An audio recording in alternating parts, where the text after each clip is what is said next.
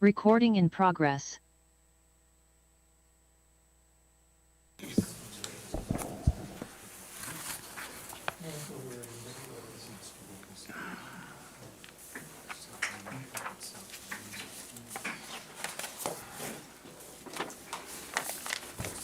Be sure to turn your mics on when you go to start. Yeah, everybody was red to start, so I think we're better off being green unless you're doing stuff. Thank you.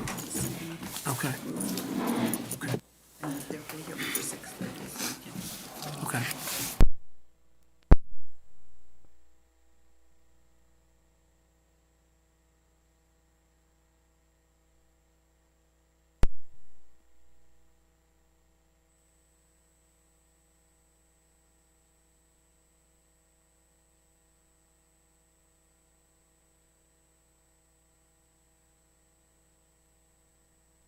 The agenda a bit to accommodate them.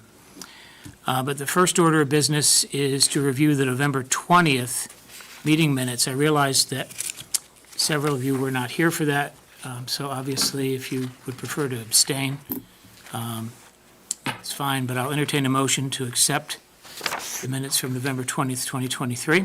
So moved. Second? Seconded by Matthew. All in favor? Aye. Opposed? Any abstentions? I'll abstain. That'll be Ian, Adrian, and Jen. Next, I'll entertain a motion on the March 11th, 2024 meeting minutes. Does anyone want to move? I move we accept the minutes of the March 11th meeting. Okay. Do I hear a second? Second. Seconded by Jen. And all in favor, please say aye. Aye. Aye. Any opposed? Any abstentions? Dean abstains, and so that motion carries.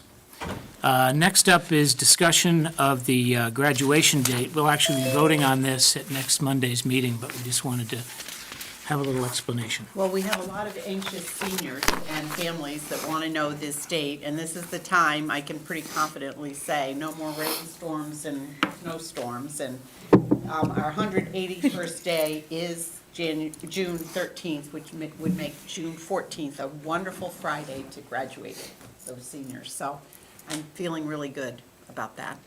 And I know a few years ago, the state passed a law that if we took a vote in March, that it would become final, even if there were additional days that the system was closed for whatever reason. Well, and we have that extra day, the board has students come beyond the 180 days, so we do have a little bit of flexibility, and we do have seniors who need to practice graduation, and they come in for a nice breakfast, so I think we're really pretty safe with going forward with that date. So again, we'll formally vote on that next Monday. Next up is discussion regarding the recording of Board of Ed committee meetings. And Ian, I believe that was your referral. Yeah. Do you want to speak to that? Sure. Basically, the idea was just to make it easier for everyone to keep up on current events as far as like what the committees are discussing. But also, it wasn't just recording the committee meetings, but also publishing them to the YouTube channel that Groton Public Schools runs. And I had brought it forward to the policy committee, but the policy committee wanted to bring it back to the COW to see if it was the will of the body to even explore what a policy would look like, to see if that was a desire. Rather than us taking the time to write something up that maybe the majority of the board did not want to see. Say again, I can't find my hand. So, Okay. But I want to say, Yep. I want to say that I am in favor of this heartily. It makes such a big difference so that when the chair can review at the actual meeting to make sure that everything is being covered and nothing is missed when the committee meets again. Okay.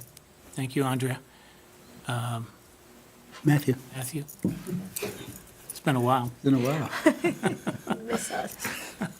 I'm inclined to be very favorable to the recording of meetings. I think the recording of the meetings itself is something that's fairly simple. It can be delegated to one of the committee members or administration to mechanically record it. My concern that we'll address when we talk about it, and I do look forward to talking about it, and I'd like some input from, is if we do videotaping of the meetings, what's the opportunity cost, both in terms of labor and expense, of charging our audiovisual department with doing a lot more labor and time to, I don't want to say edit because they're not going to edit, but they still have to format it and get it uploaded. I don't know how much time is involved. I don't either. I'd have to find that But out. I think that would be very useful if we could have that available when we discuss it, but I I know think, that as we're marching through this year, we're really restricting overtime for Mm-hmm. all in the central office and in the buildings. I mean, that's one of my initiatives, and, you know, there are others, but just being ever so careful on overtime and making sure, and this gets to be a very busy time for Caitlin and Mark, so we've had a conversation about how this is all gonna work, because they are, you know, they go 24/7 with all the commitments that they have in the spring. But I can find out more for you. I think that would be very helpful for our considering it. But certainly the recording, and I don't know, I presume we could upload an audio stream. Isn't as sexy, but, you know, it would be available for the public, and certainly if something that any committee were doing was of a great concern to the public, they could certainly listen to it. I don't know, they need to see our faces, but let's, Well, right now, we live stream those regular meetings, and so that's really easy process, that you can live stream it and then it can go up. And that's really great that we have that access at the town hall. But I don't know, are we gonna be able to live stream the COWs at all, or? We are live streaming right now. Oh, okay. So that's another easy, so having the regular meeting and the COWs kind of almost instantaneously moving forward, that sounds good. is there any other room in this building, Clint, which can live stream, or is this the only room that's? This is the only one that is set up for it, so anything is possible, but it would take some considerable setup and configuration. So I guess theoretically for communications, walking across the hall wouldn't be a problem, but that's one possible solution. We'll talk about that too. Because if we can do it easily, let's consider it. Well, and there is a cost factor to having staff here to do that work, so for the COWs and the regular meetings, we have that. With the other committee meetings, it would probably be up to admin to use a Zoom link and record it, if we had to do that. Yeah, since there's always staff at the committees, I think as long as they're using district equipment, I mean, it would be problematic if a chair were using a personal device and then had to figure out how to get that back to the district. But if a staff member is using a district device and can get it over, it seems like that's the simple solution. I don't know what the time factor is for Publishing. a Zoom recording to YouTube. Obviously, I too don't want to see band concerts and things not get taped because of time.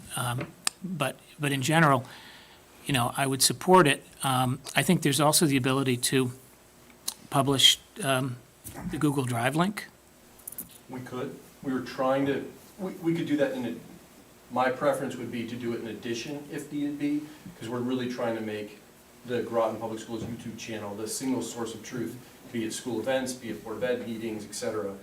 The advantage to that is people can subscribe to the channel, and then the algorithm works on that, and as they see more, it feeds it into it, so there's more, you can go to it, find what you need, but there's also that serendipitous, wow, it shoved the basketball game into my feed, and I'd like to take a look. It's right here, yeah. If I could speak to that, my experience with uploading videos to YouTube is, you know, if you have about an hour-long video, depending on you know, the quality of your connection, it takes maybe about 10 or 15 minutes, and it's pretty much a thing, you just kind of, you click it, and it just goes. Just walk away. And if the YouTube channel's set up in a certain way, you just, it'll already, well, it automatically will give you a thumbnail as a screenshot once the video is uploaded.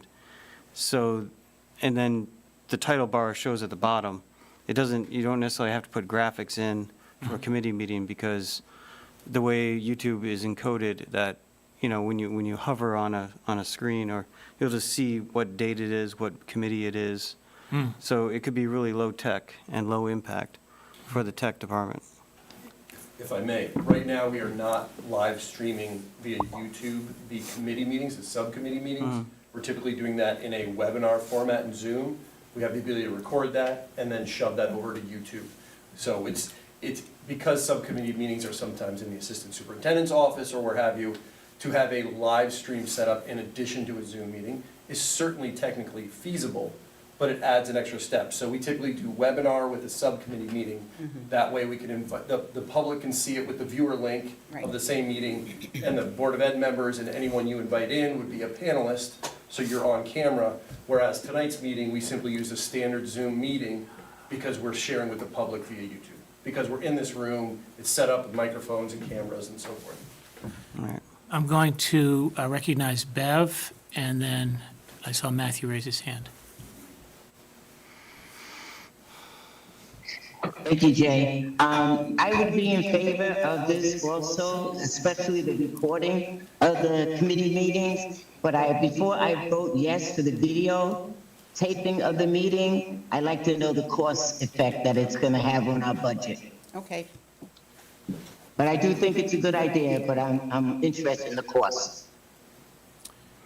So, Matthew, and then I'm done. Dean. I'm done. Oh, you were done, okay. I thought you raised your hand. Dean? Yeah, I mean, at this point, I was going to say what everybody else has pretty much said, which is I've got no problem with it. I understand the potential usefulness of it. The actual usefulness, I can't speak to that because we're already, inundated with more material than we can handle. But my primary concern is I wasn't even thinking about the cost. I was thinking about the time spent by Mark and Caitlin. And, what are their commitments already, and, is this doable? Because it's easy to say, let's do this, but who's going to be doing it? So So Clint's that's been my our concern. wingman for committee meetings, and he's been able to set those up for us ahead of time. And like Jay said, if there's staff on board, I'm sure you can show me how to do that. Sure. And Phil, we'll figure it out. If you think we're We trainable. don't cost it. You don't pay me extra for Oh, my you already- meeting, so it's okay. Yeah, I won't charge you too much. All right, well, Oh, yeah, and just to circle back, if it were the committee meetings, I understand, like, we want to keep a low overhead. So if we ran them through Zoom, if there's one live Zoom link that somebody had access to on the committee or on the administration that was attending the meeting, all you do is hit record, and then you could just, email it, or, it would get, I believe it just goes into the Zoom account. Two choices, you could, sorry to interrupt, two choices, record it locally, and then you could upload it, or you can Yeah. have it record in the cloud. Right, so yeah, if my memory serves, when I was on the RTM, we would record onto the cloud, and then whoever, Sean Greeley would have access, and he could just pull it and post it. And usually they showed up for the committee meetings, yeah, not the regular meetings. They would show up within 24 to 36 hours or so after the meeting, which, is a fairly reasonable time, I think, That sounds like the most efficient way to. yeah. And it's something you could probably do, like, the next day at work, just set it, post it, walk away, do something else, come back and just make sure it, And if I may, I apologize, but if I may, I'm more concerned about being very clear on what our marching orders are from the board and administration to make sure that we're towing that line, as opposed to which variation. Technically, we can do a lot of these things. Yes, there could be a potential cost and extra hours and so forth. That is true. But I just want to make sure that we ultimately get very clear orders so that we're following through on that. okay. I would look forward to getting advice from admin on the various options we have, and the committee members can consider them and come back with a recommendation, and the board will act on it any way they want. But I'm optimistic. All right. well, I'm not hearing any objections, so I guess we don't vote at committee of the whole, but it seems like the consensus is that we'll commit it to the committee, as Dean likes to say. Now, that's great news. All So right. will there be a vote at the final meeting, or? It'll go to policy. Go to policy. We'll- All right. We'll commit it to the policy committee. Yes, Okay. sir. Did I All miss right, you? closely related. The old meetings, so we used to have meetings back to 21 or 22 or something like that. And now I think it goes back as early as January 23. Is there any desire to have older meetings online, or is there a cost associated with just putting those back up? Because I think they all disappeared last November or December. We were going over a changeover? Is that when we got the new Yeah. website? Would you like me to speak to it? Yeah. So Yeah. we consolidated, there were multiple, thank you, sorry, gentlemen, excuse me. There were multiple channels and iterations of it over the last 10, 15 years, what have you. We made the decision to really consolidate it into one single Groton Public Schools channel. So we did bring over the Board of Ed meetings from January 1, 2023, moving forward. It's a discussion that we had. Certainly, we can go back. The process would be identifying those meetings, making sure they're labeled correctly, and then shifting them from one channel to the other. So it's not trivial, but we're not talking about hundreds of hours of work. So if it was the pleasure of the board to say they want to go back to a certain date, we would do our best to do that. You know, I haven't gone through the entire catalog for the last 10 years on what's there as far as subcommittee meetings, et cetera, but we could certainly do that. There's no reason why we can't move the videos that we have in one channel to another. All right. Bev has her hand raised, and then Matthew? Jay, should we be voting on this formally at a Board of Ed regular meeting and then sending it to policy? And that will give Susan and the administration a chance to come back and tell us about the hours that will be needed to do this and any cost to it. I think that's how we should do it, vote on it formally and then send it to policy. You're sending it to policy before we even vote on it formally. I mean, Right, that's my, well- She's still on the last topic. Okay. Dean had a comment on that. Yeah, Bev makes a good point, because the policy committee is not the cows committee, it's the board's committee. So technically, it's the board that has to commit the issue to the policy committee, technically. Okay. Oh, I see Bev's point. I don't think we've ever done that, but we can start now. I'm not sure if you were here when I said this, but at the prior board meeting, I believe, when we got to speaking about our various committees, I said that in the past, policy committee has dealt with stuff that would be generated by the state, be generated by CABE, be reviewing old policies, but there seemed to be some interest from a number of members of our committee to possibly introduce some brand-new policies.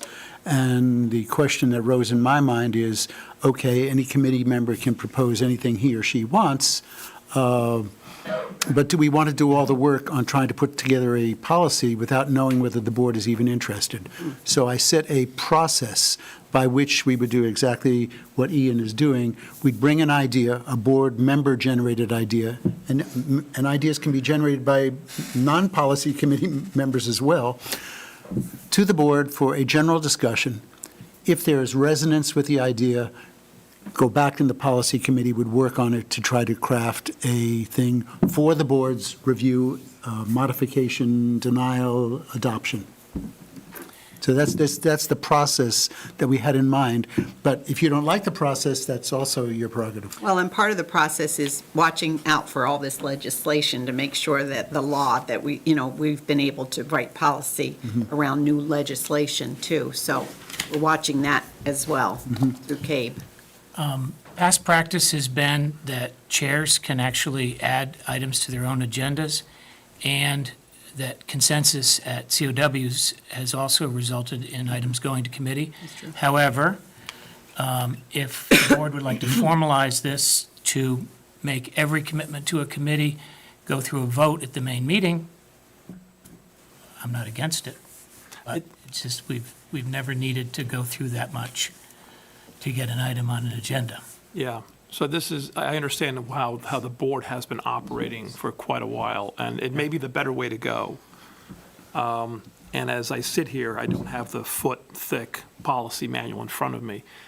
The committees, both the COW and the other committees, may have, in fact, have been given a very broad remit. And this may be why the Finance Committee, for example, other committees feel free to put things on their own agenda without having things specifically referred to them. So, okay, for example, you're the Finance Committee, do finance things. Well, that would be a remit to just generate your own business. Technically, though, these committees shouldn't be generating their own business. They're supposed to be the direction in which the board directs specific questions. We don't want to hash it out right here. We'll give it to the XYZ committee, and we'll let them futz with it for a month or 2 months or 10 years or whatever. They should report back and say, this is what we've come to. Technically, that's how it should work. But that runs against the way we have been doing things. I know that. When I say we, I mean the boards, even before my time, because it's just more convenient that way for every committee to operate kind of its own, franchise, if you will. And that may work. That may be a great idea. Maybe that's too muddy. Maybe that's too freewheeling. I don't know. I have found that creating an agenda for a committee being based on it being voted at a main meeting means that if you want to have a finance committee meeting next month or next week,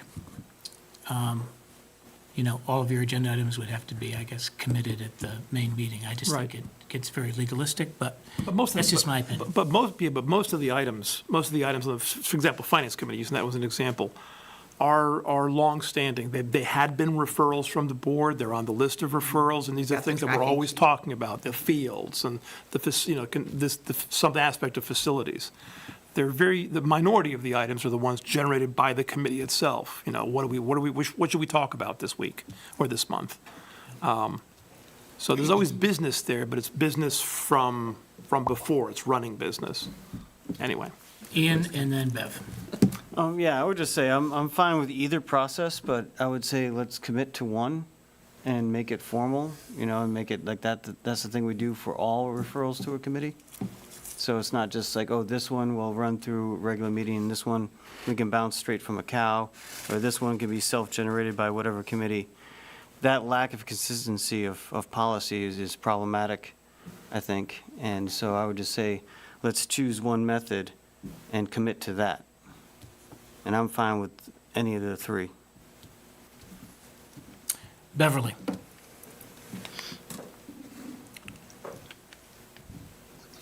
Okay, I'm sorry. I'm not opposed to it going to committee, but I think that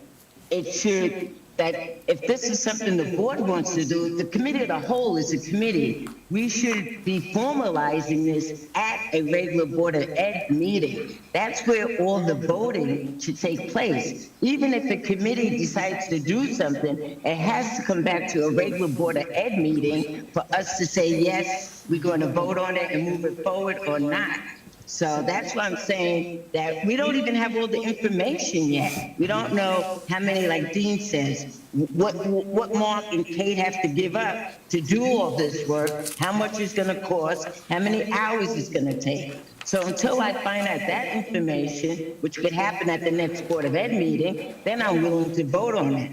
But I don't think we should vote on anything until you really formalize it at a regular Board of Ed meeting. I mean, I don't think the town council operates this way. I think they vote on everything. They do a consensus at the committee of the whole, and then they vote on it at a town council meeting. Okay, so I just want to bring up a practical matter. We have a communications meeting scheduled for next Monday, but the board hasn't committed anything to it. So we'll cancel that meeting, and that'll be the practical effect of agendas going forward. The committees won't be able to meet until they've been given something to do by the board. So that's just something to think about. Right. All right, so, Fewer meetings. are there any other comments? Just to clarify, so does that mean the process by which a referral goes to committee should be a subject for the policy committee to develop a policy to describe, if we don't already have one? It sounds to me like, it seems to me we either need to study the bylaws, or we need to send it to Yeah, I think we have to committee, look at the the next bylaws. meeting. Okay. first and just see if that is a good way to do business. Just want to make sure we captured that all. Yes. Right there. Interesting. All right. Thank you. Jen, your So, thoughts? so the Communications Committee is canceled for lack of remit. Yes, sir. I would have to kind of echo what you were saying is, I just worry, and however this goes, I just worry that we may end up having to wait 2 months to talk about something That will be the that practical we thing. really need, like, some things we need to talk about Right sooner away. than that. Right. So by having it discussed in a cow and then voted on, and then the committee might meet a full month after that, Yes. and then sometimes the committee might not have time to finalize a report, so we could be dragging things down a lot if we want to. And if we follow that, does that also control the committee of the whole? Because I have to tell you that we made all these things up on Monday. We didn't, or on Friday, we didn't But we did run them look at through our, we have a monthly sheet that goes through what, the first is curriculum, the next is finance and facilities. So that is a guide for us, a guidepost, so that we know month to month what we typically are talking about. And then we have the Yeah. tracker sheet. Right. So we do have things already in there, but you're right.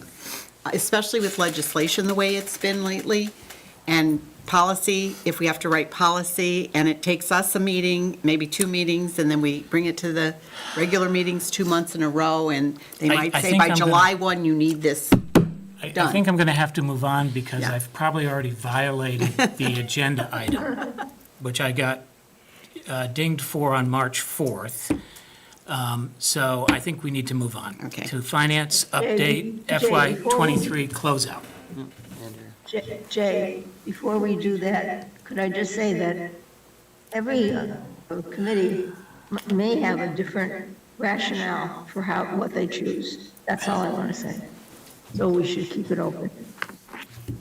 Can I just ask a question? I agree, or statement, I agree with what Adrian said. We're just adding bureaucracy. So Yeah. my question is, would Ian need to just reiterate what he said next Monday so that we can tell him to refer it back to the committee and then we talk about it next committee of the That's- whole? That's what I would suggest. That had been the intent of, However- that had been the Okay. entire intent However, of that this is not on exercise the today. agenda for tonight, so. Okay, no, I'm just I have asking. once again allowed this Sorry. meeting to go completely off the rails, and so Don't worry. It's still under Board of Ed Jay, committee it's going to be meetings. recorded, don't worry. it's all going to be recorded and Jay. transcribed. It's still under Board of Committee. Board of Ed committee recording of. Yeah, Anyway, recording of.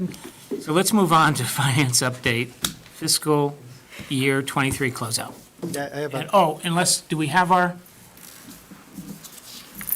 they going to be joining by Zoom or in person?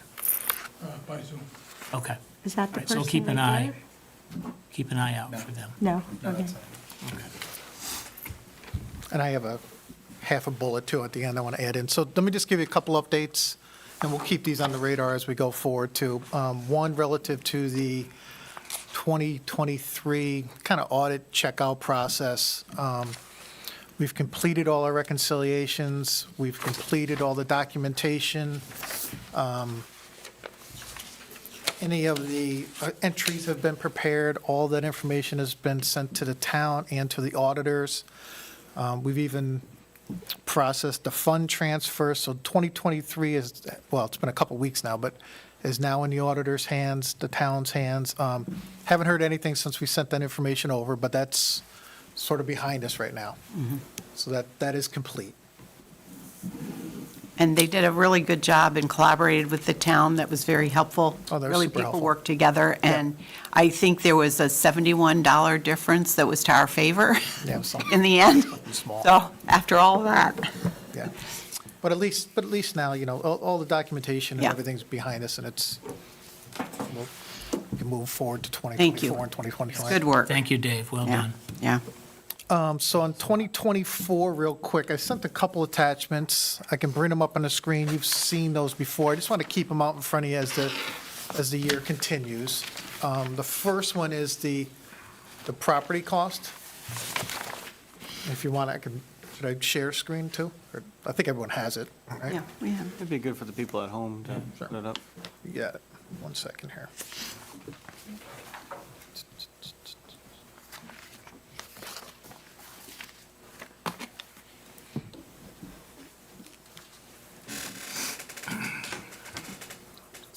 One second. Clint, we have the ability to share, right?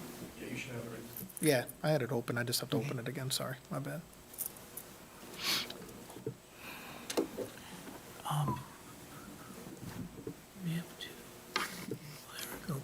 That's all right, they know. This shouldn't take long. Share. All right. So, again, very similar, but I wanted to give you a couple updates. So the first two items, the two early Mystic River, I'll call them events. The first one was the bottle filler, the second is the nurse admin area. So two things going on there. One is the town has agreed to help us pay for the deductible for the first one, so that's a $25,000 deductible. And then also help us pay for the $4,475, so roughly $29,000 and change that the town has offered to pay for those. But it'll take away that $58,000 So the first one. the 53 will go away because eventually we'll get reimbursed by the insurance company for the Right. non-deductible portion. And then as you go down, I'm not sure if anything's really changed other than, you just kind of true up the numbers. The big one on the bottom, obviously, the cyber attack. We have an estimate in for 100. We already have really comfortable estimates around 74,000 of that, so that starts to feel like a real number there. So we're somewhere in that $380,000, $390,000 range in terms of all of these events that have happened to us. And those were not in the budget. None of these were in the budget. No. Does past history of cyber attacks with schools ever indicate any recovery of cost if they locate the person? Is that a viable possibility? I have not heard that. I think it costs the district and the town. But, Can I ask about that cost? Is that out of pocket in the sense of covering the hours taken to recover the system? Or is that a cost? Do we have insurance for cyber? that is the attacks? insurance. The 100,000 is the Our insurance. deductible's 100,000, Okay. so we're just kind of Yeah. building up. No, they didn't have the time, and the team did an amazing job trying to tackle that in a timely fashion, so. But there All was right, also. well, that answers my question. And then there was, the insurance provides outside consultant, but also Homeland Security, Clint, I'm looking to you. Sorry. Homeland Security and the FBI have been involved, and our local police department. And they all did fabulous work. Bev? Dave, what does PO only mean next to the cyber attack? Yeah, Bev, you'll see on the right-hand side there, I actually started to document some of the checks that have been written, just for myself, so I can go back as a reference point. So PO only just means we haven't actually paid anything out yet. There's an estimate in the system for some of the expected cost, So PO would stand for purchase order? purchase order. Yep. So do we want to go to the? Did you want to lift the other attachment, and then we can move forward after that, or Yeah, I was how gonna much talk more about- I was time gonna do talk we about have? revenue real quick, Okay, if I all can. right. Okay, there we go. 2 minutes and then. Yep. So I thought I'd just kind of start to share this as well. We normally talk about the other side of our equation, which is all the expense side. I thought I'd just give you an update on the revenue side is some of the funding now is starting to come in through the state and federal government. So I won't go through each one of these, but let me just kind of give you the punchline. On the bottom there, you'll see we estimated about $30,805,000 for revenue for this year. I would say conservatively, we're at $30,884,000. And then also, if you recall, somewhere around the October, November time period, we had some excess impact aid money from the prior year that came in that the town retained. So the way I kind of look at it is our budget was about 30,805,000, and we're heading towards 31 million and change. So we'll have excess revenue a little bit over 200,000. And I would say right now, that's probably conservative, because usually the way the state works is you usually get a portion of it up front, and then you do a second filing, so. Even the But I just federal thought I'd government. share. Yep. Yeah, go ahead, John. Does that come to us, or does that go to the town? The excess, the It goes to the 200? town. Well, So, because I was just wondering if it could sort of defer some of our expenses that wasn't part of the budget. Well, that's, special education excess cost reimbursement is supposed to come directly to the board. Well, I'm going to check. I don't Million? think it does, because it hasn't it historically hasn't, with but all we the. were told may by not have Senator Summers that historically- it should.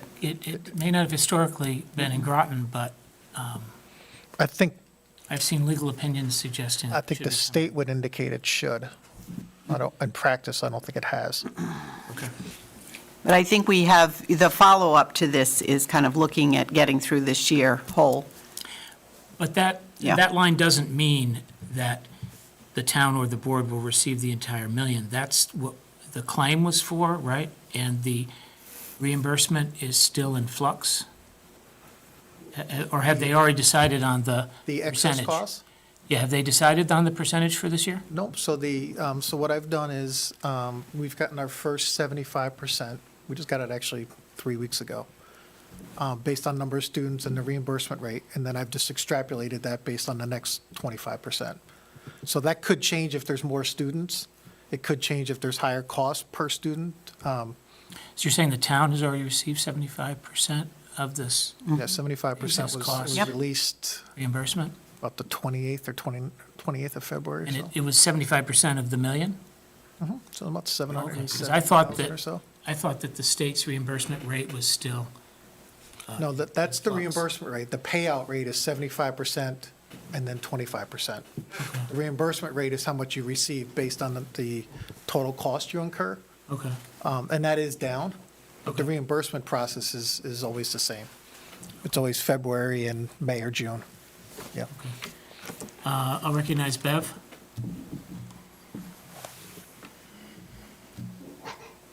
Hey, when you say that 216,000 is a conservative number for the excess revenue, do you think we might get more?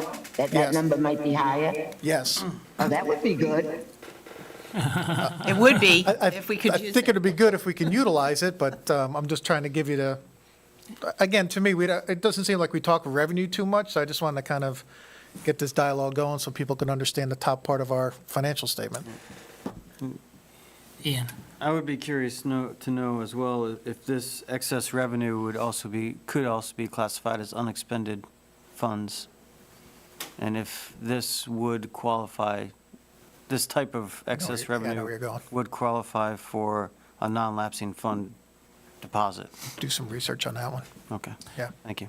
But I've seen an good opinion that question. it should have come directly to the board.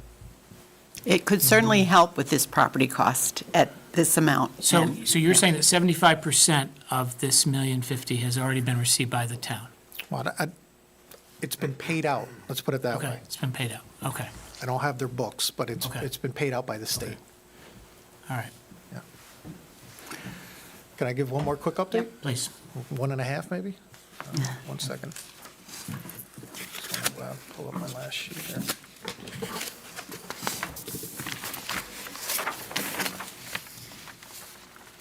So this is, maybe even piggybacking off of our just discussion a minute ago. I just thought I'd keep you abreast of how we're tracking for this year. And I should have set this out earlier. We had 3 payrolls this month, just to give you the heads up. We had 3. I wanted to get the second one in before I gave you some updated numbers, which was Friday. So off to the left again is your $81 million budget. The latest estimate right now is about call it $81,900,000. I have a contingency in there, which I'll talk about in a second, which theoretically would leave us about $385,000 short. That's less than the last time we talked.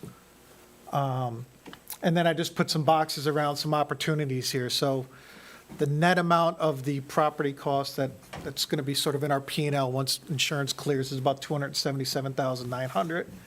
And then I put another box in here of sort of our ways for us internally to capture the rest of that deficit, which is either through some spending freezes, which we actually started, not necessarily freezing, it's a bad word, but slowing down a few months ago.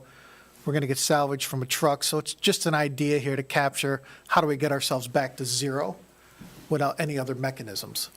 So the contingency, just to kind of give you a heads up, it's really just me being conservative. And quite frankly, we've had one major event every month, at least since I've been here. So I'm trying to give us a little room there. I've got to give us a little room for mandated services for special education because we don't have any options on that. I'm still on the fence somewhat with our transportation costs. Those are getting better, but it's one of the items I'm not entirely clear on. So I've got a little reserve for that, but I just want to make sure I've got a little bit of space here and be transparent about that, just given the last few months of the year. And so if you go down that, on the right hand, you've got, I see the truck. Can you just list off those things that you've highlighted? Oh, in the right-hand column? Yeah. So so if you look at our property cost, one of the events we had was one of our trucks was damaged and determined to be non-salvageable. So we're going to get a check for a little over $31,000 for that truck. I think at some point we're going to need a truck, but I'm just putting it on the page in case we ever got to the point where we had to pull that trigger temporarily to get us through this year. The other pieces are really me saying in some of these larger categories, so let's look at supplies. It's probably our largest single commoditized spending we have. If we could be smart about how we end the next 90 days, optimize that maybe across schools, across central office, maybe there's some opportunity there. And then salaries and wages, I think there's really two places we're going to win on this one. One is we've really been clamping down on overtime. Not that overtime was necessarily excessive, but at the same time, really trying to make sure folks understand that, we're just not working hours to work hours. And then the second thing there is we've got a pretty good read now on our accrual for year end. So if you remember, one of the items we got hit with on the audit was making sure we had payroll covered at year end because it never ends on a perfect June 30, so we've got that covered now, too. So I actually feel really good about that.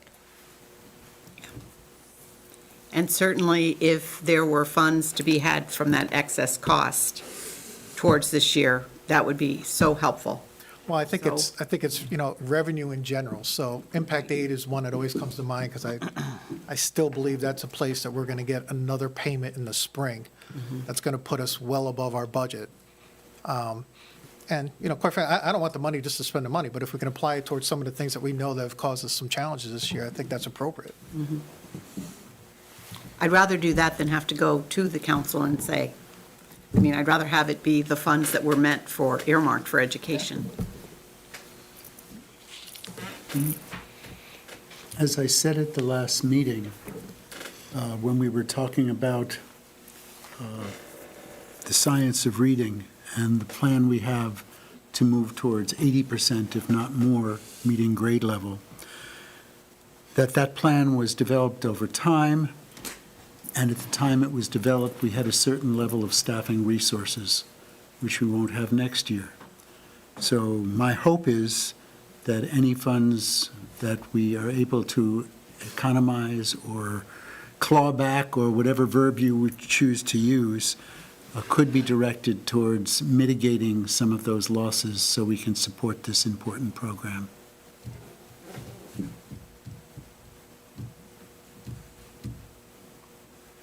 Can I add a half a Other bullet real comments, quick? questions? Sure. If I have an open. So just update, just looking for some advice. I've done some research on 2 out of 3 pieces of software for us for next year's cycle. One, which is the Power School version, I'll call it, of budgeting. I'm not even going to bring to you, I just don't think has the qualifications and the capabilities that you're really looking for. The second one is this Alaview that I've mentioned. They're ready to come and give a demo. if you're interested, I thought it would be good for the board just to see functionality, because they're very similar to what's in the marketplace today. So they could dial in or some, so I just need some advice on, if you're willing to see it for 15 minutes and let them drive you through the capabilities, and then if you can get back to me on when a good time would that be, if it's another COW or something like that. And then I still owe you some homework on the checkbook, sort of the AI version. We've got to do some research on that one. Yeah, I'd be willing to sit and, like, a committee of the whole meeting, like, to have them come over and. yeah, I'm just looking for some advice on when the best time is to bring it into you, Yeah. And also, are we reviewing the software the town uses so that we could be fully integrated? I'm somewhat familiar with that. I can bring that into the mix if you'd like. Okay, I thought I'd bring the three that I committed to up front first and start Yeah. with those, that's all. that's fine. Thank you.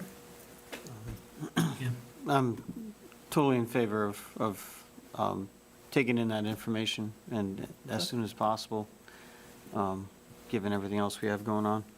I think it would be good to, make that determination as soon as we can, because I'm sure the transfer, once we make a decision, Yep, it's going to take some time to transfer over. yeah.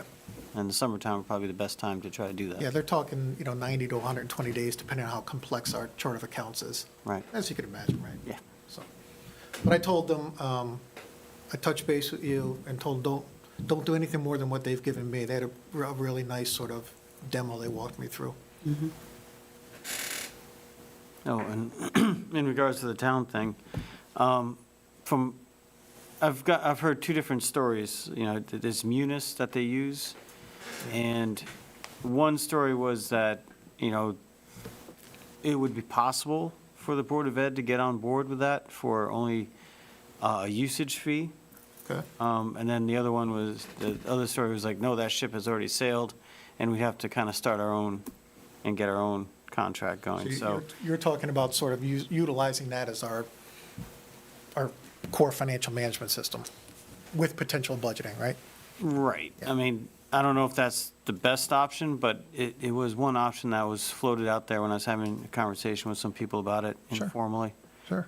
And, I've used the ledger, I haven't used the budgeting yeah, piece. and some people believe that it was, since the town already bought it, we could work in conjunction with the town and just get it for the cost of software licensing and a usage fee or Okay. something like that, as Yeah. opposed to like bringing on board all the hardware that might come with it. I'd have to look into that. I'd have to just ask what their agreement is, Yeah, and again, we'd have to get that, like, in writing and understand clearly what exactly the parameters would be, because, Yeah. if there's not a savings there, then I'm not sure it would make sense and also if there's a limitation in accessibility and, because I everything. mean, the only thing that comes to mind initially is just, as we talk through it, right, is just which comes first. Because if you're going to move the entire ledger, you'd probably have to do that first before you got to some sort of budgeting, unless you just wanted to utilize the munis budgeting, Let me do a little homework on it first, and then I'll get back Thank to you. you. I'd like to look into it, the sooner the better, because this, it seems like a ways away, but it'll come up on us Yeah. fast, and we need to have a better system for next year, Yep. I think. And so I'm going to try to get it on a COW agenda while Sure. I still can, Yep. until the board says You can just give me a date, I'll I reach have to back send out. it through a meeting, and that's, Give me a date. so I'm going to. I don't think we want it too Sneak it on. complicated. I can go back to Asia. Thank you, Dave. All right, yes, thank you. Okay. All right. Mr. Kilpatrick. Yeah, good evening. It's good to see you haven't lost your sense of humor, Mr. Whalen. I'm going to flip-flop these, and we'll go with the Charles Barnum roof first, because we do have some people online. And I'm going to ask Rick Norris, who is online, to introduce our team tonight and speak about this briefly. And then the team from Silver Petrocelli, our architect on the project, will make their presentation. So, Rick? Turn your mic on, Rick. Rick was gracious evening, enough to Mr. come in Chairman from of the Board of Redondo Beach Education. tonight, so. It's my first opportunity to meet with the new board. I'm happy to be here, and I think I'm glad I'm here tonight, based on your conversation of what comes first, the chicken or the egg, as part of committee meetings. We may be just a little slightly disjointed tonight. Thought we were going to the Facilities and Finance Committee meeting tomorrow night, but I do have the representatives from Silver Petroselli and CSW, who are our partners trying to put this roof and solar project together on Charles Barnum School. You had a CIP project in place for $1 million for the roof. The roof itself is going to come in slightly more than that. And obviously the solar panels on top of that.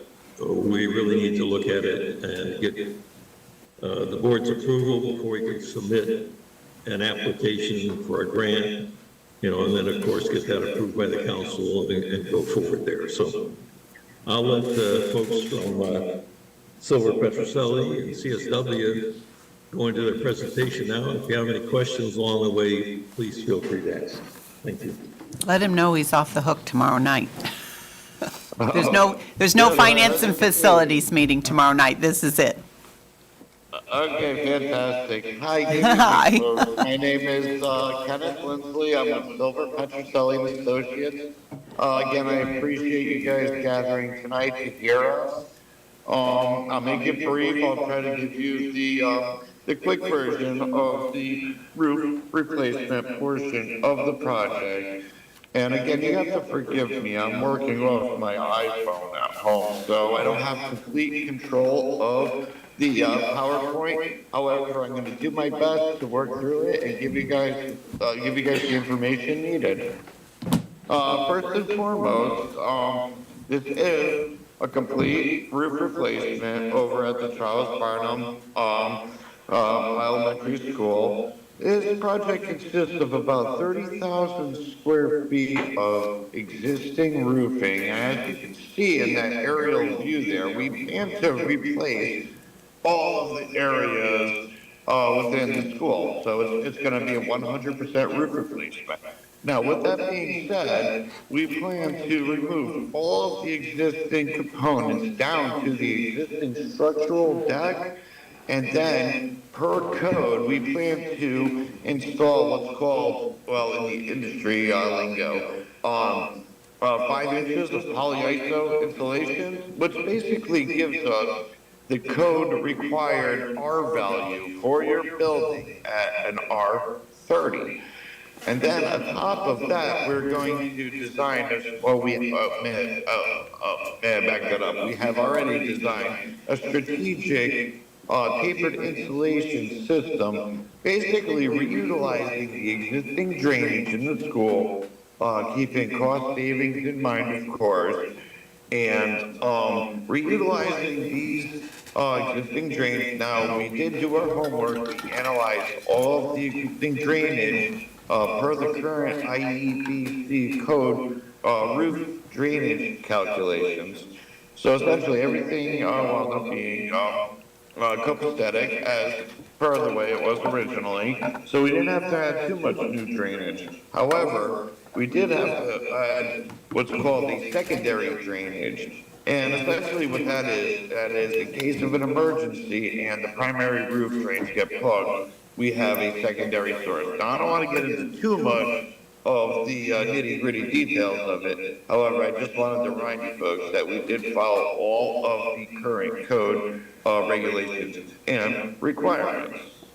And per conversations with Sam, we decided to install what's called a TPO roofing membrane. Basically, it's called a thermoplastic roofing membrane that is heat welded. Now, this membrane is recommended by all the PV manufacturers across Connecticut. And what we're basically baking into this spec is a 20-year NDL warranty, which means no dollar limit. So what that also means is we could be at 19 years and 3 months, and if there's a catastrophic roof failure that is deemed covered by the manufacturer, then you guys are still covered. This is required by the state. Also, other small details, we plan to replace the existing skylight. We plan to modify the existing access ladders and such to create, again, a 100% code compliant, OSHA approved roof replacement for you folks. Aside from that, well, first off, may I ask if you guys have any questions regarding the roof design? Adrian? Ken, if I may Yes. make a comment, just to inform the board, this is the same roof that was put on the middle school. So we do have some experience with that roof as opposed to the older type roofs that are put on the other buildings. All right. Typically, that is a wise decision on Sam's behalf. Basically, throughout your district, you'd like to keep the same roofing type throughout your school, so that way you don't have folks trained to address, let's just say, a rubberized roof versus a plasticized roof. So that's a fantastic idea on your behalf to keep it consistent throughout the schools of the district. Adrian? Yeah, And then Ian. I've got And then one Dean. question. In regards to the insulation, is there Yeah. is there a benefit to putting more insulation on the roof as far as long-term energy savings? And if it's even possible, and I don't know if the design would even accommodate more than 5 inches of insulation, but what I'm getting at is if there's a cost benefit to putting 8 inches or 10 inches rather than 5 inches, and what the savings might be. So would we realize that in 5 years or 10 years or never?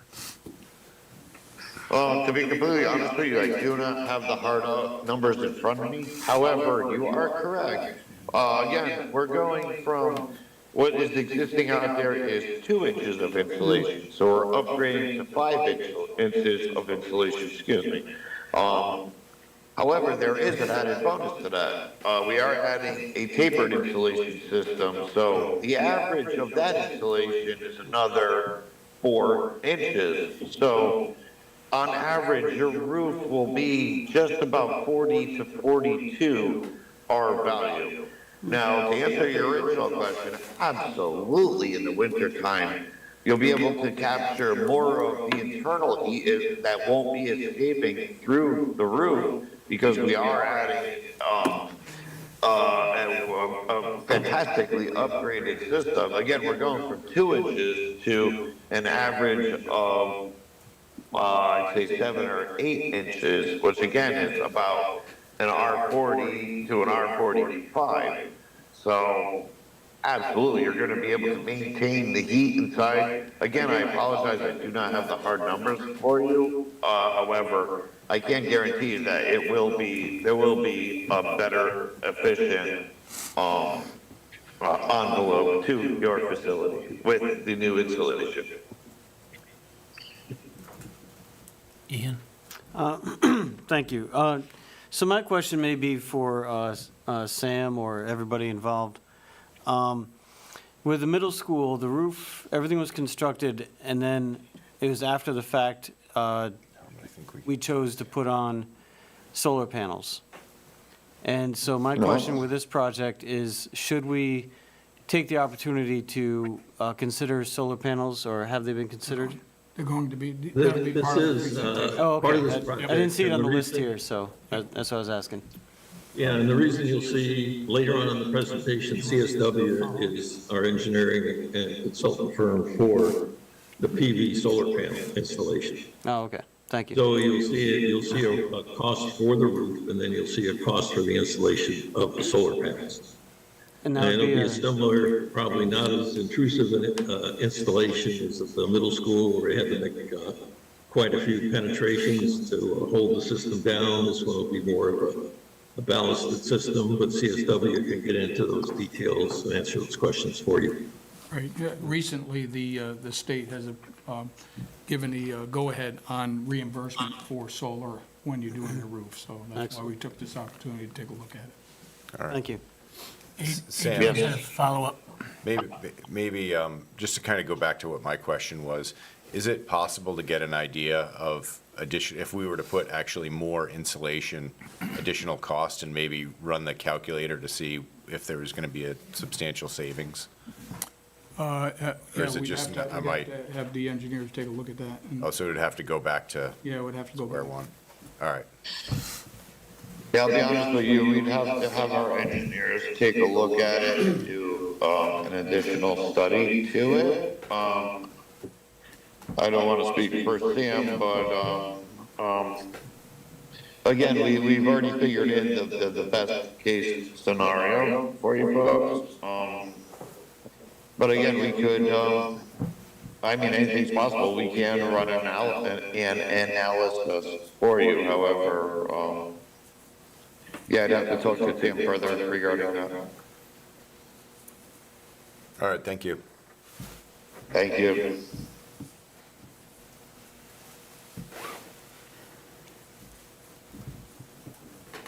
I guess, are there any further questions regarding the roof? I could turn it over to our, photovoltaic consultants if, they're ready to go. Sure.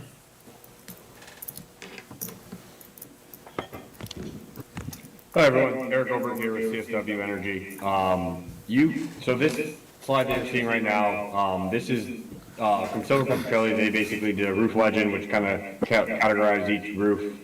You see roof A is this little small ancillary awning or whatever it is. Roof B will be the mostly where we'll talk about the solar. Roof C is another small roof, and then roof D, which will go into the presentation, but there was no capacity to put solar on roof D, so we focused entirely on roof B, and you can see our design, preliminary design, in the picture photo on the left. So you can go to the next slide. All right. So yeah, this is just the introduction for our part of the presentation. Next slide, please.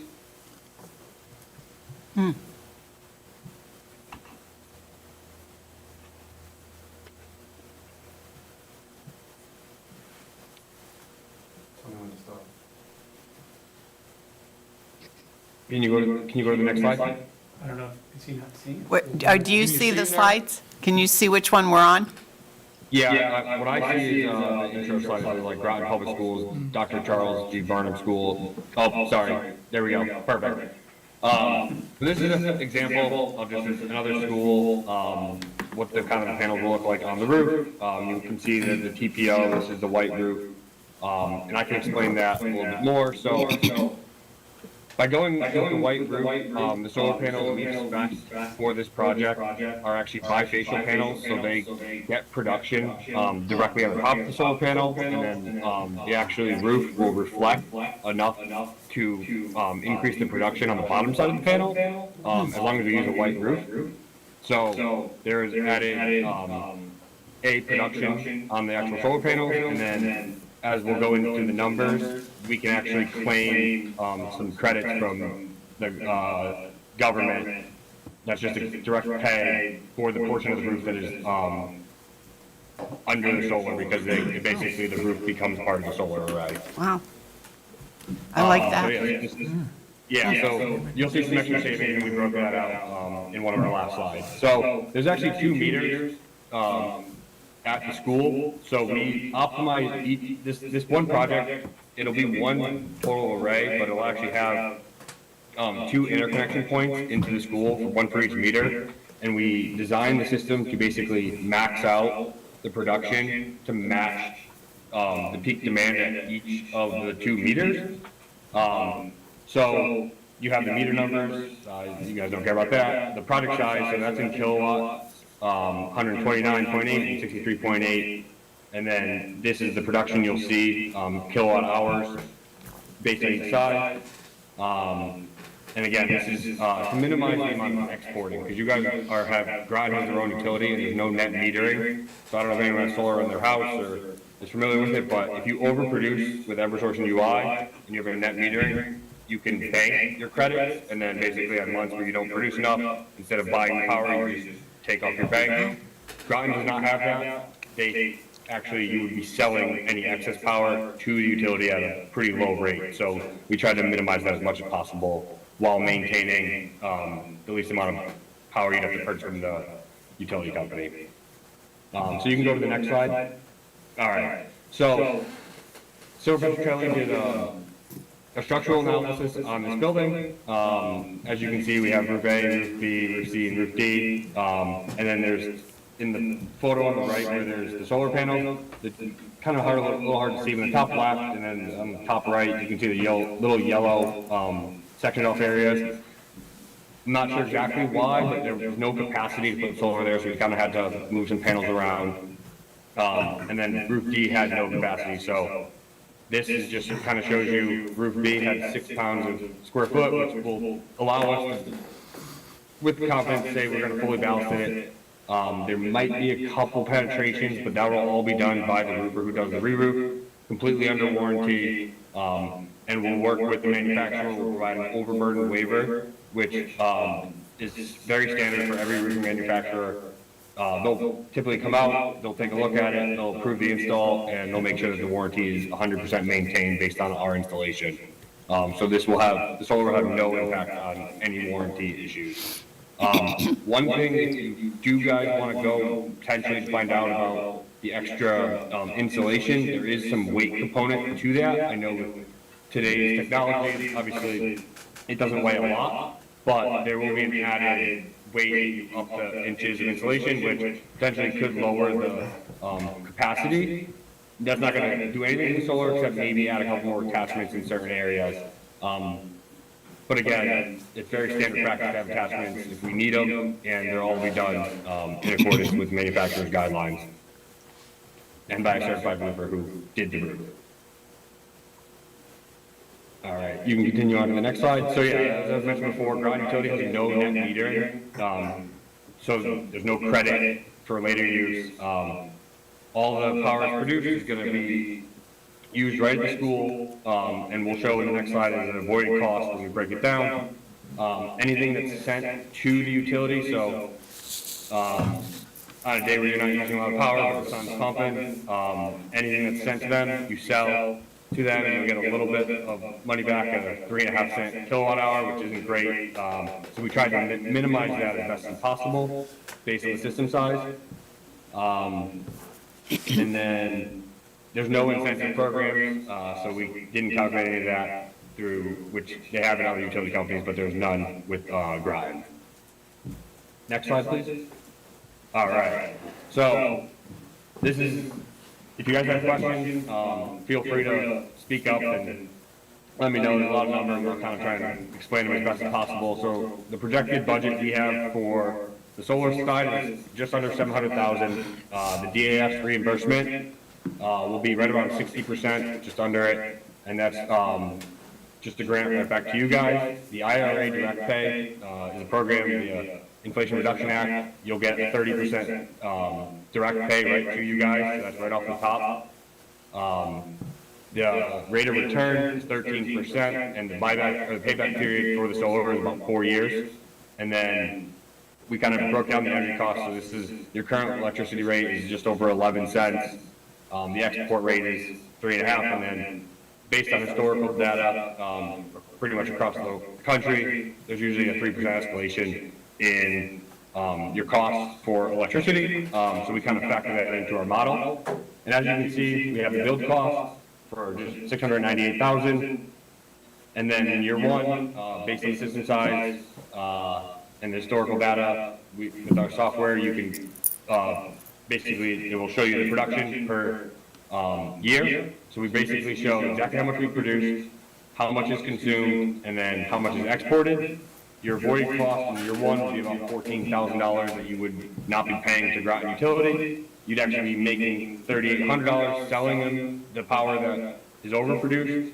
You'd get your DAS reimbursement of $414,000, and then you'd get a $210,000 check directly from the government. So as you can see, after year one, you're only into the solar for $57,000. And as you can see, as we continue down, one thing that always throws people for a little bit of a loop is, as you can see in the avoided costs, it's 14,000 in year one, 20,000 in year 20, or 22,000. This is strictly because as the system loses about 0.5% of production per year, your rate is gonna go up year over year, so by year 20, you're actually saving more money, than you would be in year one, because the power will cost more money. So as you can see, by the end of this project, 20 years, and that's not the end, that's just, we went along with how long the roof was warranted for, but these panels are good for 25, 30 years, so, if you extrapolated this data and kept going, you'll continue to see savings on this, every year after year until, give or take, year 30. I'll pause right here, because I know there's a lot, does anyone have any on this specific slide? If I may, sorry to interrupt. This presentation is in all of your inboxes to your Groton Public Schools email. Sam and I put it there right before, so you had it. Matthew? I had two questions for you, if I might. Eventually, in 30 years, or hopefully 45 years, because I figure a way to extend it, these panels will come to the end of their life.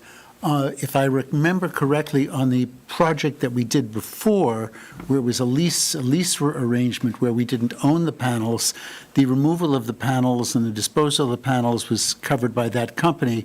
What's the situation for who's responsible for the panels at the end of the life? So that would be you guys. So you guys would be owning it.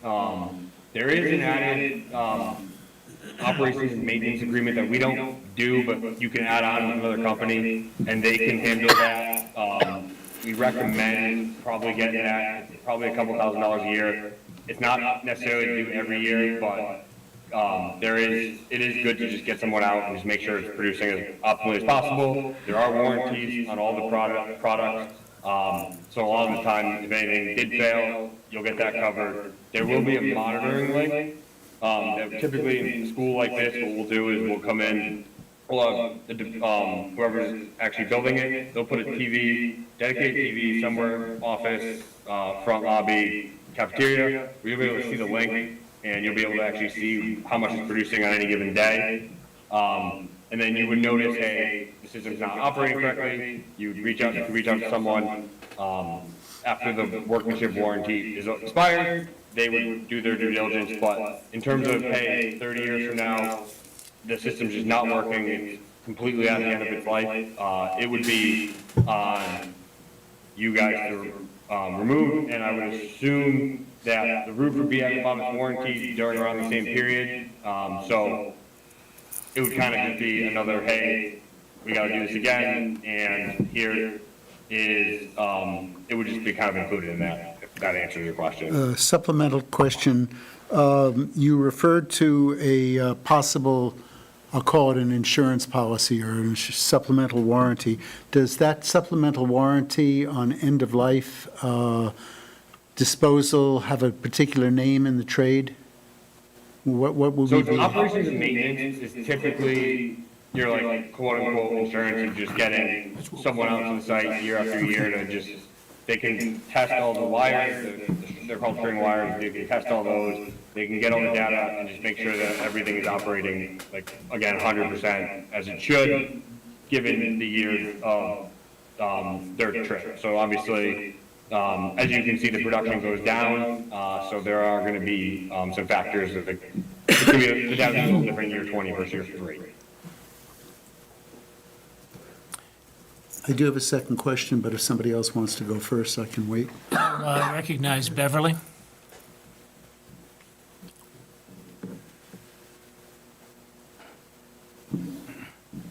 Thank you, Jay. Can you discuss what kind of warranty comes with the part of the work that you do? Yep. Yeah, so there's always a workmanship warranty, which is typically 2 years. That's directly from the electrician who's installing it. So they're maintaining that everything they did is under warranty for 2 years. All the equipment is different. The panels are typically a 25-year warranty. The inverters are about a 10-year. And the racking is just steel, I can tell you exactly what each one is. So our role right now is, we designed it, we're providing you guys all the analysis on doing it. We'll go out to bid, and the ultimate goal of that would be to get people the cost cheaper than the 700,000. This is what we basically are saying is worst case, and we plan, the goal would be to beat that. They'll redesign this with these parameters that we've designed it for, and the individual products that they use will all be tier 1, right up the Bloomberg list. So it might not, every product might be a little bit different. It might have just a little bit different warranties, but they're all top tier products. So every piece kind of has a different warranty, and again, nothing's been selected definitively at this time, but you're looking at the inverters, a 10-year warranty, and then the panels, which are obviously the biggest part, those are a 25-year warranty. Pretty much across the board. Thank you. And may I ask you, of course, the Pierce Baby comes from the state who is giving you these panels as you buy them outright at your current reimbursement rate. Yeah, so we have another slide that's next, that kind of shows. Actually, we have a couple more questions. Jen and then Matthew.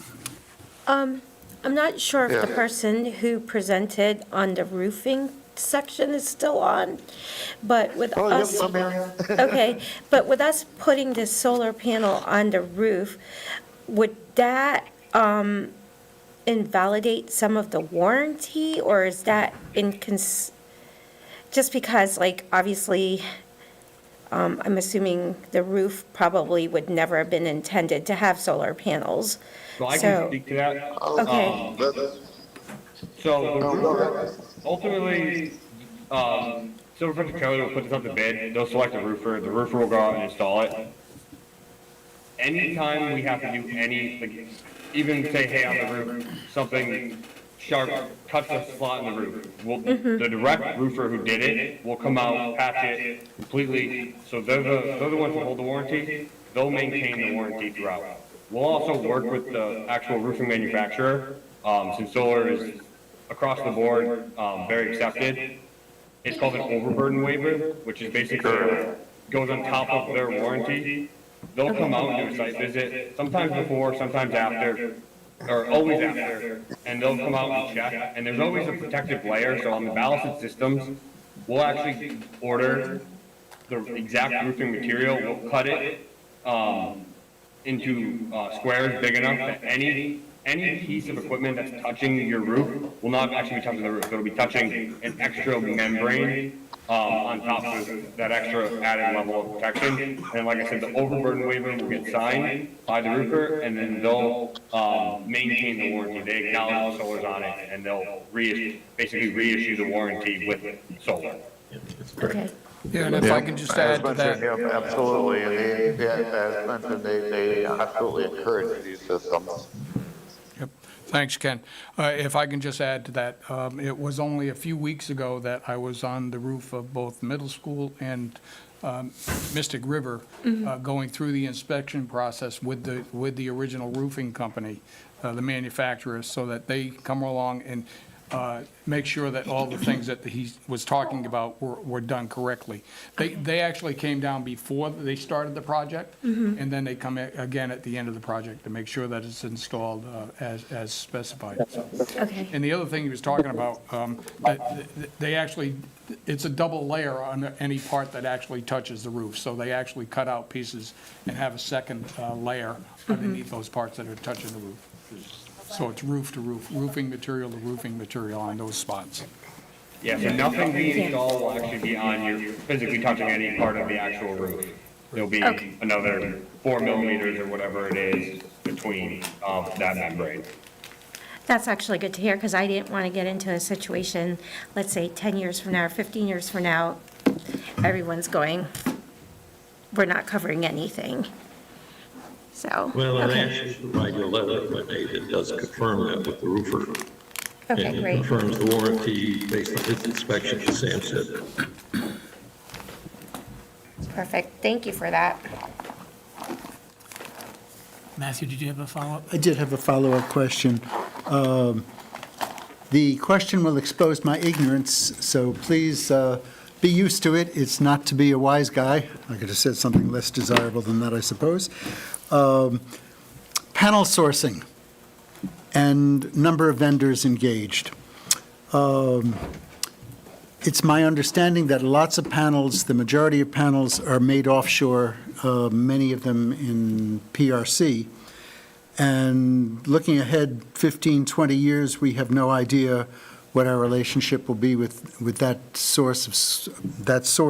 So I'm wondering where the panels that you're looking at would be originally sourced. Would they be U.S. manufactured or Canadian or other? That's the first question. And the second is, there are a number of pieces that work together. You mentioned the panels, you mentioned the inverter. I don't know what other elements there are. I'm ignorant.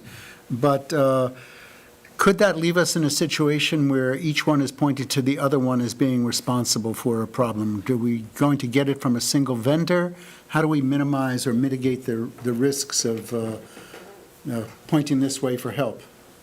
I'm going in two directions. All right, so for your first question, again, really the only requirement is to be tier 1, and tier 1 could be coming out of Asia. There's Canadian, there are US. It's really going to be the cost, but the United States panels have been coming down. There's, again, so when we're not actually sourcing them. We'll hire, we'll put it out to bid and hire another solar company to actually handle the entire install. They're very competitive on modules being made in the United States. I can't guarantee that they're going to be from there, but all the tier 1 are big players who have been around for a very long time. So I don't know if they're really. I'm not going to say there isn't a concern that in 15 years, who knows? But there are stocks of these panels pretty much all over the country that have already made it stateside, if they are from there. And a lot of these vendors who sell these panels have stock, plenty of stock, and so I don't. I have no idea how. Greatly. I have no idea how the other board members feel. It would be my personal desire that if the lowest cost vendor was a Asian vendor, that we at least get a price for a onshore vendor so we can look at whether the differential is worth considering. So that is something we can definitely look at, basically, as we go through the process, put that as a requirement. I'd have to run the numbers and basically see if there would be any added cost to do that. But again, as I mentioned, this is like a worst case budget. So the goal is obviously to beat that. So say the panels everything is done in price per watt, which is a solar way to calculate it. If it's 5 cents price per watt, you're probably not going to see it go over this budget. So Eric, that could be, that could be just as simple as putting an alternate in the bid package. correct. And like we can have them priced both ways. It can be one of those things where we say, hey guys, An alternate, so you could you see guys want both. domestic, it's gonna be price X, and if you want, and then international might be this, and then it's just really up to how you got, what your level of comfort is, and if it costs a little bit more, are you willing to spend that? Thank you very much. Jay, if I could jump in? Yes. Along that same line of thinking, another bit of information that I would like to see in this package would be what manufacturers have union shops and which ones are not. I can answer to that. All our state reimbursed projects are absolutely required to have prevailing wage, and we have a sample certificate for that in our bid package, so that is absolutely accounted for. Were you asking about the panel being installed or manufactured at prevailing wage, or the actual project, this project specifically, all the Well, I work guess is prevailing both, wage? panels, the manufacturer of the panels and also the installers. That we Installers are required to follow prevailing wage. Unfortunately, we can't follow the manufacturer because that's just too far out of our grasp. However, our specifications do require a certain criteria for the utmost, best, systems for you folks, so. Yeah, so all the numbers that you'll see, again, this project total cost, and then the next slide, which will show the whole package, re-roof and solar, that's all factoring prevailing wage work. Okay, thank you.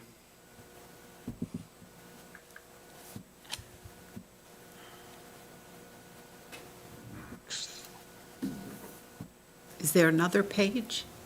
Clint, did he say? Yes. Yep. Oh, there we go. Yeah, so- Okay.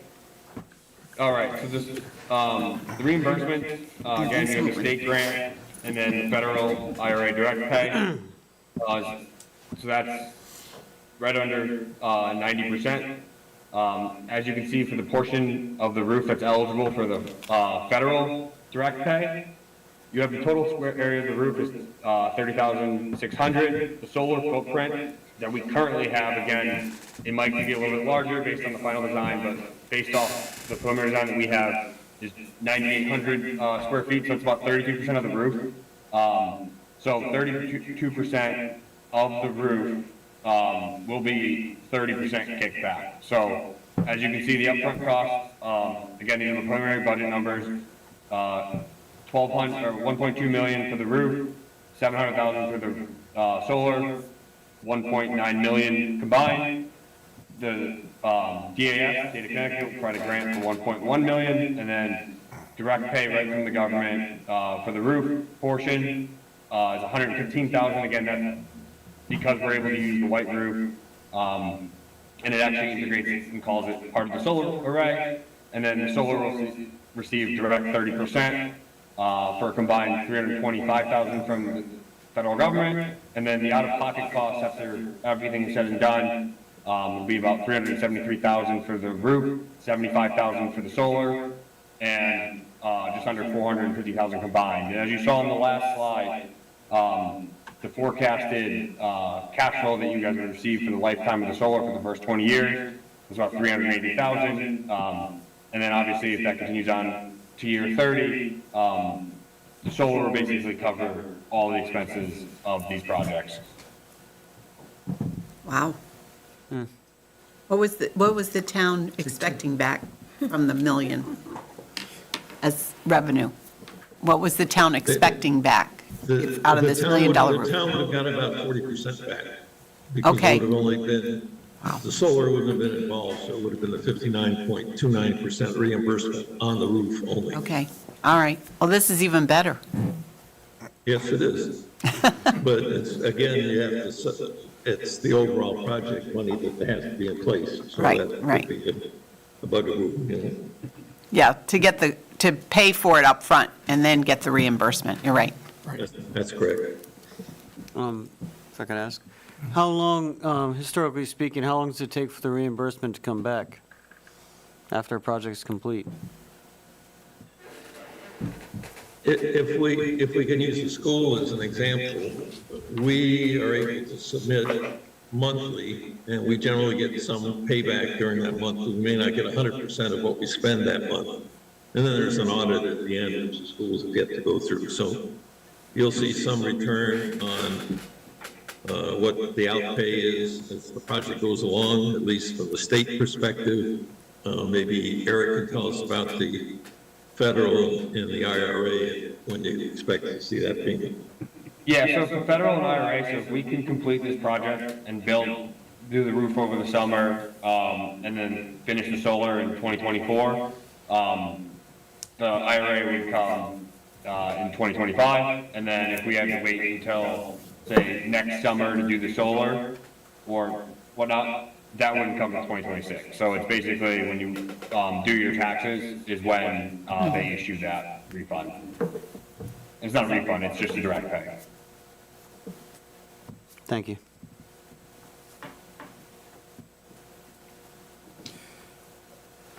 Any other questions on this, or we can, the next slide is just basically the One, schedule. one more financial question. In the event, and you may not have the answer for it, in the event there were a change in the national government and there were a change in policy, would they honor a program that was started under Administration A, even if Administration B were in power when the project was over? If we were approved on Administration A, because I'd hate to find the rules change and leave us with a canoe and no paddles. I don't know if I can answer that. That's a crystal ball. I would say that the goal would be to get it done in 2024, and we don't have to worry about that. I'm with you, brother. I don't know if I can, I don't, I can't, again, I don't know. I would think they would honor it. I don't, again, Can you do the Great entire question. project in 2024, roof and solar? Is that feasible? yeah, so if we go to the next slide, that's exactly what this slide covers. And definitely we'll have a bigger conversation about it, so, This, basically we gained. Going to the next slide. We gained There a you go. month, so this is, this was created, which we see the date of the months on the bottom. This was created assuming we had the, finance committee meeting tomorrow. And we weren't gonna be able to get in front of you guys for another couple of weeks, and then it pushed it out. The fact that we're here now, we potentially could get all the, approvals through the town, basically the beginning of April. So we'll have a lot of meetings in the next couple of weeks, but that's good. We'll be able to submit for the grant, in April, so we can actually gain an extra month on that. It takes about, I would say, 3 weeks to a month for them to get their approval, the state PCR meeting, and then some Petrocelli can go out for bid, potentially May, June. And then hopefully we can get the roof part installed July, August. Now, the solar, we're very non-intrusive. The biggest impact, we're installing in Stratford right now and have been during the school year. We need a couple parking spaces, store some material, and then we'll have like a piece of equipment on site that loads the roof. Once all the equipment's loaded on the roof, it's very minimally invasive. We've heard no complaints from teachers for like noise or anything. So we can build in the fall, and if we can start as soon as the roof's done in say August, September, we can have this thing done in 2024. What I hear you saying, Sorry, go ahead. what I'm hearing you say between the words is that supply chain delays are not an issue. Am I hearing you correctly? That is correct, yeah, we've not seen any issues with that lately. No, everything's pretty ready and available. That's probably the Chinese material. Eric, this is Sam.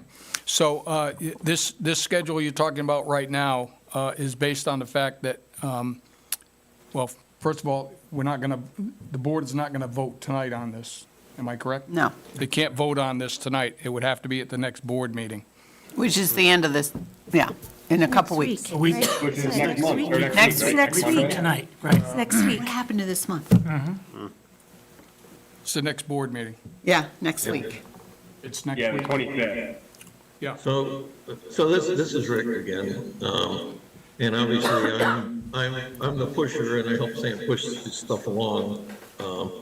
And I think it was really beneficial that we could come to the committee of the whole tonight and ask, if at all possible, that they look at this at the next board meeting, because that allows us to move forward and be able potentially to complete the project. I might also say, Sam, say something if I'm talking out of school. We actually did some of the work on the elementary and middle school while school was in session. And it was, once the materials were put up during a the storm of 2 schools, it was minimally invasive as the panels were being installed. And this should be even less so, because there'll be fewer, drillings into the roof. There'll be more insulation now on the roof, so it should be quieter inside. But we've also been able to work schedules with the contractors to work around school schedules too. So, I guess my request is, if at all possible, we could look at this next week and see where we go from there, because then we have to go, obviously have to go into the council, get them to approve the grant request, right? And then probably the board of, probably their committee of the whole first, and the council, so. We've still got a few boxes to check before we can submit a grant. Right. I agree, Rick. I think we had very few concerns about the solar project during school hours at either of the other two schools. But I think this one might even be less intrusive, because I think Eric told us that the racking system, which is the structure that gets put on the roof before that the panels get set on, those would actually be installed while the roof is being installed, Eric, is that correct? No, so they're not attached. So they'll basically be put down, once the roof is done, and we, our ability to go out and start, they'll put that membrane down, as that's called a slip sheet.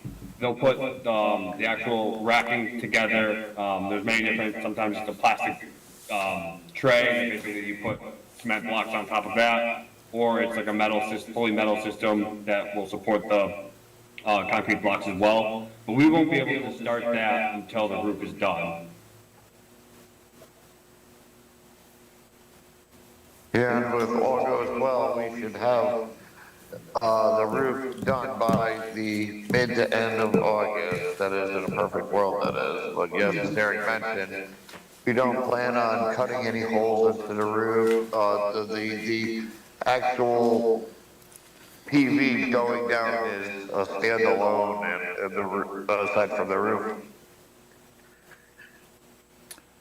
All right, well, we could talk about the details of the schedule later on, but if it's a 3 or 4 part roof, maybe we can move that racking system along as we move along on those roofs, but we can talk about that later. The racking part, so just to clarify, the racking part doesn't take very long to install. You almost look like you have a full solar array a couple weeks into the project. It's the electrical side that actually takes the longest part. A system this size, they could probably have all the components in physical place without wiring within maybe 2 weeks. Oh, wow. And And the how same long with would the all wiring, roofing components still. how long would the wiring part of the project take after that? I would say about a month, give or take. So you're probably talking about two months, realistically, from the time they start, mobilize. It's usually a slow first week. They're getting their equipment, they're loading it onto the roof. But once they get going, again, you're probably talking about a 2-month total time frame for the solar portion, a system this size. Would it be working for the winter time to save us some money? That would be the goal. So as soon as we can get the approval from Groton Utility, we'll turn that on. And yeah, hopefully we'll get you some savings at the end of this year for sure. And then hopefully no more snow next year, so Right. keep producing. But it does produce your snow. It will produce even if there's snow. It's obviously not as great as it does not, but it also helps with white roof. It gets warmer through the panels and helps melt in the specific areas. Depending, you're not getting 2 feet or anything. All right. Unless there are any other questions, I know we all received the email with the presentation that we can study, and I don't see why we can't put it on the agenda for next Monday. Sounds good. Thank you very much. I think this Thank worked you. out well. Yes, it will, and this is recall, Susan is also the first foray where the Board of Education will own the panel. So we do need to do some work on getting that operations maintenance agreement in place, and we'll work through that with the folks, because this is a case where the electric company forces the homeowner or building owner or whatever to own the panels, not have an independent company or whatever generate the power. So this will be your first experience in the Groton utility area with solar on a building. And isn't Groton Utilities responsible for Thames River? No, Oh, no? no, we would have to go through the same process as this with Thames Group. Oh, that's what I mean. That's why that school hadn't been pushed forward, the other two.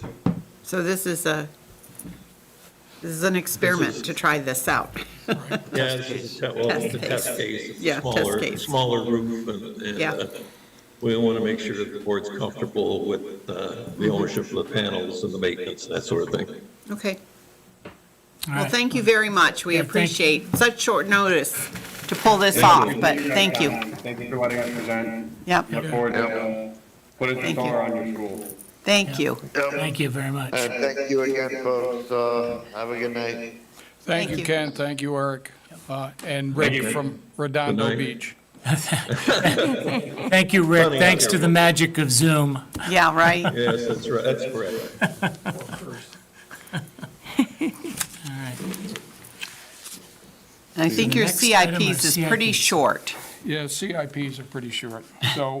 Not much went through. I met with the planning commission, and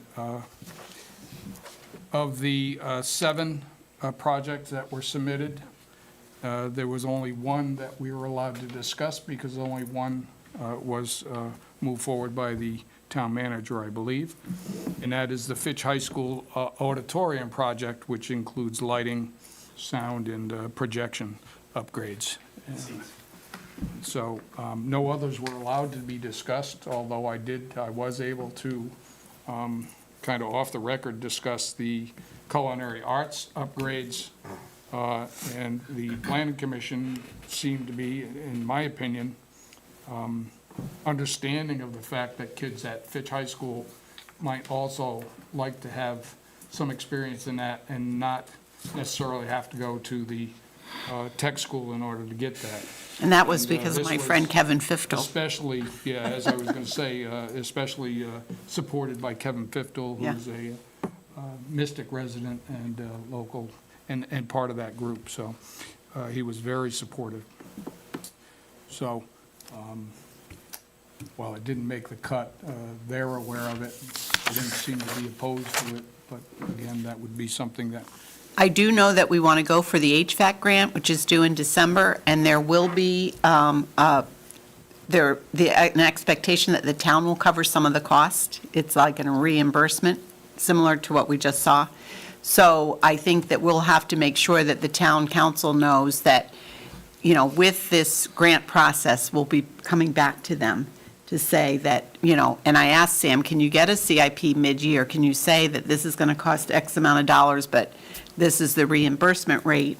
And we would need them to sign off on that, should we submit a grant? Oh, yeah, because we have to do And we those need- state mandated inspections, or else we can't even submit for the Well, grant. that's true, too. So, and we got to get on somebody's calendar for that, once we know we have the money. Can I ask? Jen, and then Ian. That was my question about the HVAC. Like, if they didn't even offer it up, they were mad at you for not We've submitted those grants before, submitting it. but you and- have to have their, you know, allegiance to support it. They have to fund Yes. it before you can Submit it. submit for the reimbursement. So if it didn't even get approved, how are we going to even submit for the grant Well, unless we're we do planning the on mid-year? going forward with the grant, but I think we Yeah. need to go back to the town council and say, if we do submit this, this is what we need from you. Okay. And good news on the Fitch Auditorium is auditorium. long overdue. Long overdue, so at least that one made it through. And that's a PEG Pisha, is that also? Peg Pisha is doing more of the funding for the equipment that we're doing in here. Okay. But we do move some of that equipment into, sorry, I'll be super fast. The equipment bought to date with PEG Pisha is what you're seeing now, and we've been able to move some of that into the auditorium. This would allow us to upgrade that equipment there as well. And PEG Pisha 2024 supplements that and complements that. Oh, that's right. But we That's what I won't know knew. about that until May. Okay, So- all right, good. So just this is my first time coming through this process on this side of the fence. Could you just explain to me what you mean by the town manager did not allow for discussion? And also, to be clear, the planning commission, you're referring to the planning and zoning commission? That's correct. Okay. Planning Commission, yeah. So, I believe the process is that we submit it to the town, and then the town manager moves those forward to the planning commission for their review. After the planning commission, it goes back to the town council and the RTM. I believe that's the full process. So my understanding is that it didn't make it beyond the town manager's office. Well, I guess that's what I'm He seeing. wasn't at the meeting. He didn't say that we couldn't talk about it. Right. They determined that what we're able to talk about is what has been approved to move forward. Right, so that's what I'm seeking clarity on, is the town manager did not allow for the majority of the CIPs to be discussed even as a theoretical possibility, never mind approval. I don't think the town manager said anything about that. That was the town planning commission. When I went to the planning commission, they said, these are the items that we're allowed to discuss, and you had one item to discuss. I guess I'm not understanding the breakdown, because we had, what, 7? Mm-hmm. Yeah, we have 7 items that we submitted to the town manager. Right. And then what happened between the town manager's office and the planning and zoning commission saying we can only discuss 1? Is it just because of jurisdiction or because of the scope of the project? Well, I'm not the only one there at that meeting. There's Public Works, and then there's Parks and Rec, et cetera. So there are other groups that are making presentations too for the items that they want to have in the CIP. So I believe that the planning commission has decided, I mean, I don't know, I wasn't at their meeting to discuss this, but the items that move forward from the level of the town manager, those are the items that they're able to Review. Right, so I guess I'm trying to determine the decision-making process. The town manager did not move these items forward. That's my understanding. Okay, because I have questions and concerns, and I want to know who I need to ask. Well, we've done our part. We've submitted it to the town, and then this planning and zoning was the next step. And that was the Right, one but thing the that town they. manager has put a hard filter on the number of CIPs that are. Well, I think he has X amount of dollars, and he's trying to, like you said, there's other departments there. But I do think that we need to make it clear out of the gate that should we want to go for this HVAC grant, which I think we should, that we're going to need their support in doing so. And they need to have advanced notice so that they can kind of prepare. We don't need their support. We need them to actually approve Approve it, right. the bonding, Right. right? Right. Because when we submitted the last grant application, there was no bonding in place, so it failed on its merits. And furthermore, there's the added complication now that the state has added this level of Right, scrutiny. inspection, which now all districts have to do, and until we get an approved budget that we know we have the money to do them, we can't even get anybody's calendar. And that was a big number in our budget. I don't remember exactly what it was, Sam. $180,000. Okay, yeah. For which project? Unfunded mandates. Oh, for the. For the right, inspections. yeah. The inspection. I'm not arguing the 6 times merits. 25. Right. No, The there are inspection is merits. important, but it's an unfunded mandate. Okay, so as far as, well, I had a question, I guess I misunderstood the CIP item on the agenda. I had a question about CIP, I think, from last year. Just, I was looking for a progress update. Could I ask about that? About a progress update on, The Groton Middle School scoreboard for the turf field? Was that, I was that under a the understanding CIP? that Or was that part of- it wasn't a CIP? No, it's No. not a CIP. that came out of the bond From balance, right? the balance, yes, and the town council authorized us to spend money for the lighting for the projects, and the pricing for the scoreboards just went, Rick isn't on anymore, but that was just forwarded to the town manager today to see how we can pay for them. So we don't have an answer on that yet? Official field and on the softball field. Okay, so that's in process now? It was just sent to the town manager today, yeah. Okay. I don't remember the exact number, it was just under $50,000 for the two, I think it might have For been the two boards? 40-something. Okay. I think initially we thought it was gonna be around 15 each, but it came in a little, the estimates came in a little bit higher than that. All right. They were just estimates. But that would also include fully installed. So that's waiting on the town manager to approve that funding? Or, I guess we have to determine he has to determine where the money would come from and whether it's available or not. okay. I know in the past, he's reached out to the bond attorney for a ruling Yeah, on whether we they have can seen use that. that bonding. Dean? Yeah, to the extent that there's a question about Mark, I'm sorry, I'm going back in time. Yeah. John's role, town manager's role. I was curious, since I looked up the section within the town charter that deals with the town manager and proposed capital projects, and it seems to, I'm not going to read it, but it seems to basically put it to him to decide what to recommend to the council. So he seems to have the discretion, which is my recollection from dealing with the town manager in the past. The council goes put stuff back in, but he's the first filter. So estimates of the cost of such projects will be submitted by each department, departmental function, office, or agency, including the BOE, annually in the form and manner prescribed by the town manager. The town manager shall recommend to the council those projects to be undertaken during the ensuing fiscal year. That is a financial mistake. You turn that on. Oh, I'm not going to start all over again.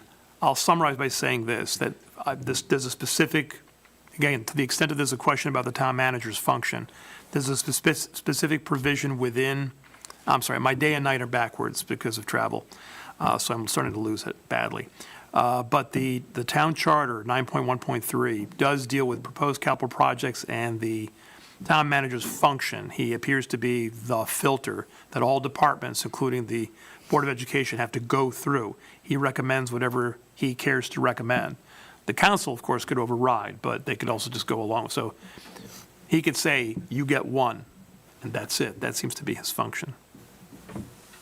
Like I said, to the extent that there was a question about his authority or, let it just bring that up. Now I can turn it off. All right. So if there are no further questions. I guess we're on to the referral list. Did you do this last week? No. Oh, we We didn't? usually wait till the second Cal. Okay. For some reason, I was told Joyce said that that's how it was done. So, Well, Joyce would know. So probably the new members have been going through this, but I think you've received it in email. So this is where we track everyone's referral until it's placed on an agenda. Well, policy is on our current tracking sheet, review a policy for student cell phone use during instructional time. It's listed as future committee meeting. The discussion will start at the April meeting. And I guess we're adding recording of BOE committee meetings for discussion at the April meeting. Well, Not No? officially. Depends, if it's voted on, I guess, next What are you looking at me for? week. Well, because because Bev's not here in the room. it seems like you brought it up. Bab. she's Anyway. not going to save you.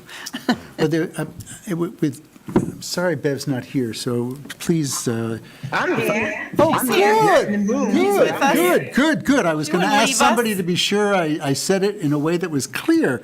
It was always the intention that anything that our committee, and hopefully any committee, recommends or wants to do, must come back to the board for full discussion before there's a vote taken.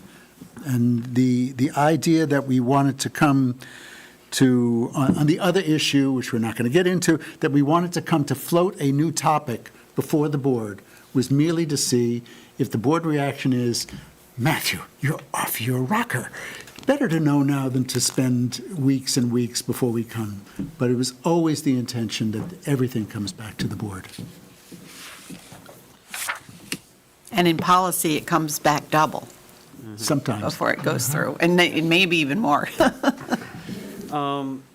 a note on the policy committee agenda, this doesn't include active items, right? This is just future referrals? No, these are just, yeah, things that had been put on. So, yeah, and they're even dated.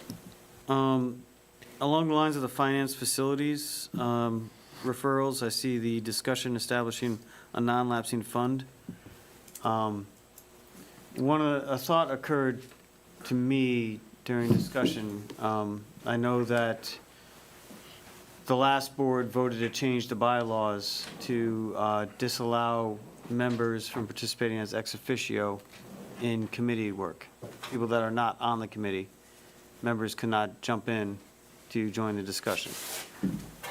However, I think there is something that we may need to consider where if a board member makes a referral on which they have done a substantial amount of research already and could speak to that referral with some articulation, and that referral goes to a committee where that member is not part of that committee, there's an inherent breakdown where that committee may not be able to do the best diligence moving forward with like generating a report and a recommendation without the input of the member, the general board member who is not part of that committee. As chair of the Finance Facilities Committee, I welcome you to present this to one of our meetings. I have no problem with that at all. Appreciate it. Thank you. I think the problem with just allowing like all board members to go to a finance meeting is the issue of creating a quorum if they all start to participate. I think the individual invitation of like one on a specific purpose is different than a free-for-all, where like 9 people show up and then we all participate and boom, we've We created a got a meeting. COW. We have a board meeting. We've got a board Unannounced meeting, board it's meeting. broken out accidentally. Yeah. Appreciate it. No, I just want to get clarification on that and make sure that that was possible. No, I realize that this especially is one of your things, and if we're going to consider it, then you should be allowed to say, these are my thoughts. Appreciate You it. can do it in writing and orally, you can do both. That, I will say, the purchase of vans, I think, has come up in the past, and certainly the talking to electric school buses has been discussed Yes. a number of times. The non-lapsing fund has generally been considered, but not formally in Right, any committee. right. This is, and the referral date was January 5th, which seems like a long time ago, but it really wasn't, so. But happy to put that on the next meeting. I didn't realize that we were at least nominally scheduled to have a finance committee meeting tomorrow. My bad, I suppose. That's all right. We knew you were out of town. We figured when you I'm got still back, out you of could town, find. frankly. You can find a date when you're feeling like ready for that. Yeah. And we've given everybody enough time to figure out. I figured that, Bev and Jen were the remaining members. You could have held a meeting if you wanted to. Well, we actually had the same agenda that we had tonight, and we figured we didn't have to do it twice. This way we got it done. Yeah, no, we actually, and I'll just a very quick aside, on the council many years ago, we had this issue where the work flowed from all the various committees to the COW and then to the council, and we thought, is that efficient? So this business of how work flows, how referrals flow, it's a never-ending Yeah, it is. discussion. You try it one way, you give it up, and you go back, then you go back to the first way. So we're never going to be completely happy. Right. And facilities is misspelled. Yes. Sorry, Andrea. I'm sure Andrea noted that. Jen? Question. During our past budget cycle, we had talked about reviewing insurance, I guess, for the staff. Is that something that we should put on this? Remember how, like, you could go through the state, and at one point, they said that wasn't as cost-effective or as beneficial to the employees? And then now, I thought during the budget cycle, Dave left, but that we may reconsider that for future? Is that like So I an know item? Lori and Dave have already started looking into that. So I Okay. think as soon as they have some information, I think it's about how much time it's going to take and how are our resources? Are they stable enough that we can make that transition? And when would that happen?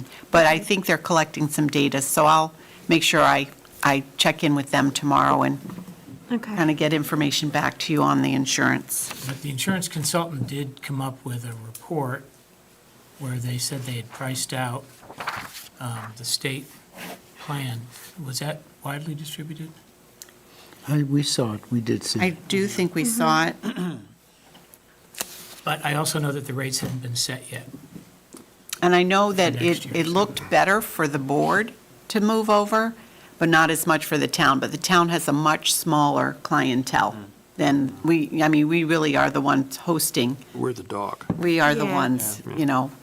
I think it would be good to set as a referral item so that we can have an official, like, full Yeah, we can always do discussion that. on it with, like, all the I information. mean, to me, it would be a COW. You'd want the whole board talking about that. Yeah, Yeah. and the fact that they're committees doesn't mean that the COW couldn't consider the issue directly.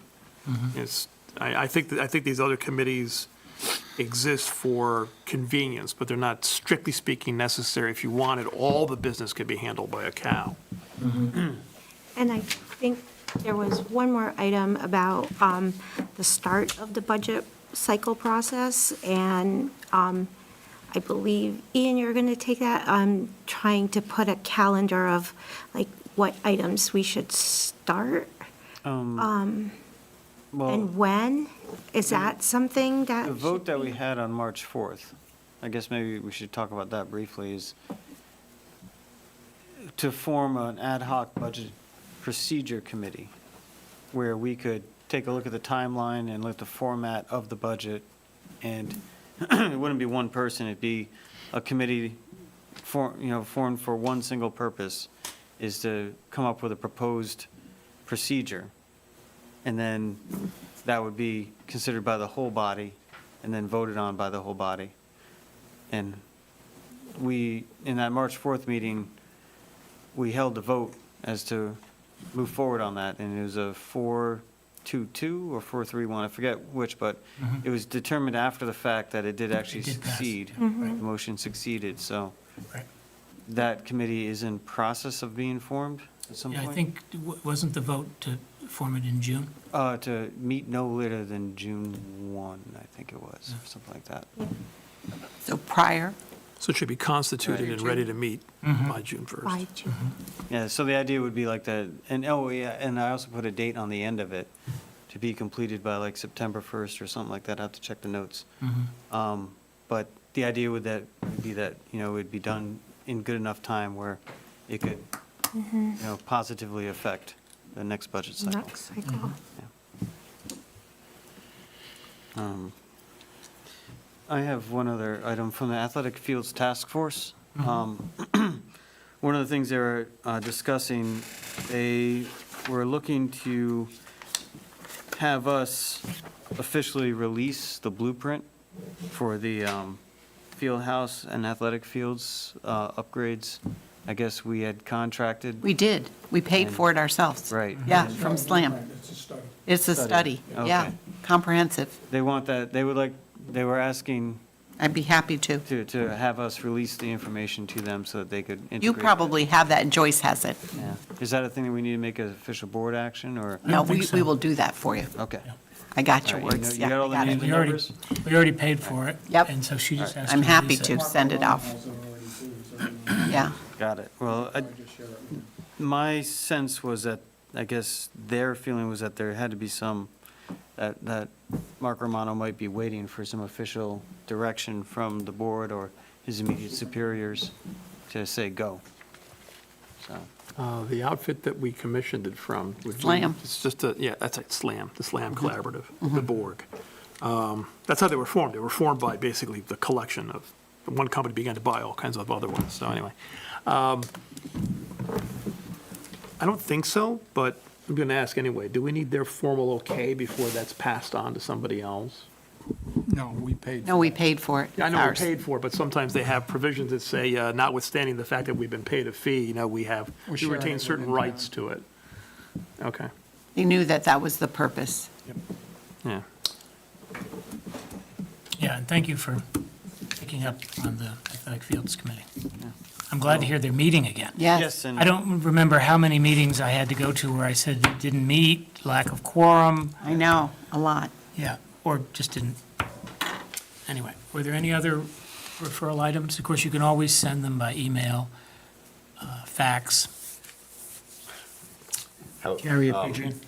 So is it time now, if we had referral items that we'd like to refer to discuss? Yeah, I mean, this is a yeah, good you time. can add them now, yeah, or you can email them if you have, yeah. All right. Well, I guess we could get a feel for if other people are interested in talking about them. We talk about it now? Well, Or is actually, you that can not just the way it add them. works? Yeah, because we're not really supposed to, again, I'm kind of letting things get out of hand. We're just supposed to add the items at this point. We're not actually supposed to have a substantial discussion because we haven't noticed the public that we're going to discuss an item. But you can add a referral item, All right, I'll just email. or you can do it by email. I just find emails easier because Then you have you them. capture the whole. All right, is there anything else? I see her. She's ready. Did you have something, Andrea? I did. Motion to adjourn. Do I hear a second? Second. Adrian seconds. All in favor? Aye. Thank you, everyone. Thank you.